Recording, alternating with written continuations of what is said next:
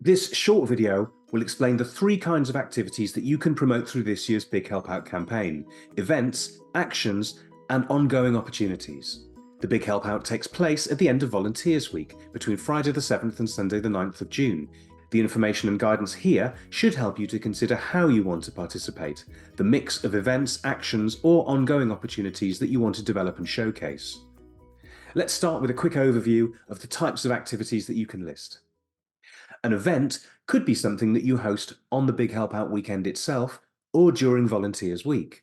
Perhaps a taster session or a celebratory activity promoting your volunteering and wider work. Actions include one-off opportunities to get involved and support your cause. These are generally things that can be undertaken individually, online, or at any time. And of course, there's your ongoing volunteering opportunities, your key volunteer roles. Now, if these are ready right now, why not get to know the digital platform by uploading them first? It's a great way to get going and will boost the whole campaign by giving the public a great choice of activities when the platform goes live to them from April. Next, let's take a more in-depth look at events, actions, and ongoing roles, and how the platform supports us to list and promote these.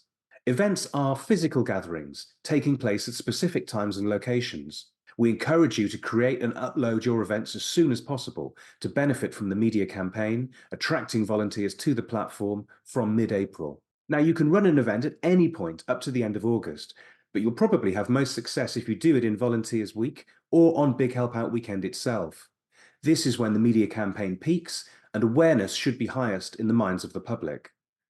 So, what is an event and why might you hold one? Well, the Big Help Out is designed to help us reach new audiences that might be willing to support our cause. Many volunteer involving organisations are thinking about events as taster sessions, light touch elements of volunteering, or even learning opportunities, a chance to show them what might be involved if they come and volunteer with you in the future. Events could also involve fun activities for groups or families, or even elements of volunteer celebration. Indeed, the link with Volunteers Week this year gives you a chance to celebrate and recognise what your volunteers do through an event in a way that might inspire others.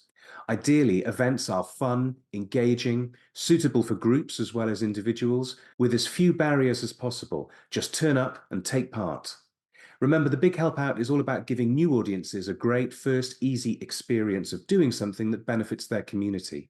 So try not to put too many potential barriers, restrictions, or hoops in place. When you upload an event, here are the various options that can help you customize your listing. The first set of criteria will help you to sell your event generally. Include a title for your event, the cause, which you can select from a drop-down menu. Definitely include a description of the event, and you can add images. If you don't add an image here, the logo of your organization will be used instead. The next set of criteria describe the nature of your event, how it's run, and this helps individuals decide if it's the right event for them. Firstly, say whether the event is designed for an individual or a team to participate in. You can say whether applicants require your approval before they sign up. Include any requirements that participants might need to know, such as age restrictions, whether their own transport is required, or similar. You can also say any requirements that you might have of them, for example, what they might need to bring with them.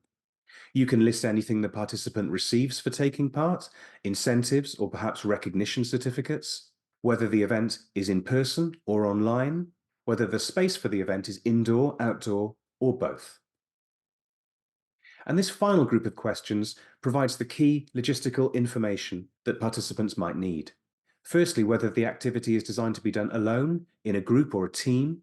Obviously, we'll include the place of the event, the address, and additional places can also be added. There's an option to select location by postcode or even multiple postcodes. You can select regions or nations for opportunities that are available across a large area. The start and end date and time, you can put a deadline, you can also include a cover image and add additional images. And that's it. As you can see, there's quite a lot of scope to customize your event, but getting this right is crucial to connecting you with the right audience, one that's likely to be most warm to what you're offering. Actions are small tasks that people can undertake in their own time. They might include online activities, learning about your work, increasing their awareness of your issues, perhaps supporting your campaigns in some way. So you can be really creative here, and many groups may look to include elements of a challenge or even a fundraising activity. Actions may be a good option to think about for time-poor individuals or others that might have barriers to getting involved in physical events. They may also be a really good way to help you sign up new supporters to a newsletter or similar, an excuse to contact them again later on. When you upload an action, you'll be asked for a title, a category, and a description, exactly the same as it was for events. You'll then be asked about any metrics that you might be using to measure these actions. Now, the drop-down list has some options for you, perhaps hours completed, kilograms, or steps achieved. This might relate to a fundraising or a sponsored action. You can add your own custom metric field if that's what you want to do, though this question is optional. Again, you can add images to your action, and that's it. Super simple.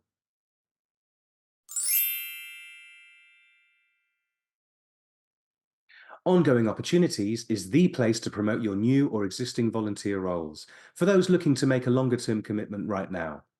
Remember, many audiences coming to the Big Help Out may not be quite ready for this just yet.